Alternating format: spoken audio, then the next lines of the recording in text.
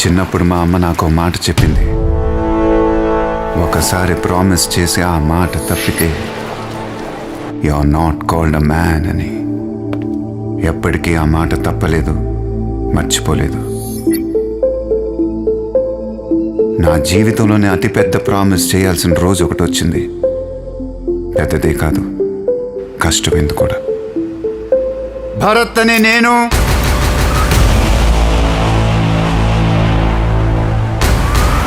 కానీ ఎంత కష్టమైనా ఆ మాట కూడా తప్పలేదు. Because I'm a man. We are living in a society. ప్రతి ఒక్కళ్ళకి భయం, బాధ్యత ఉండాలి. ప్రామిస్.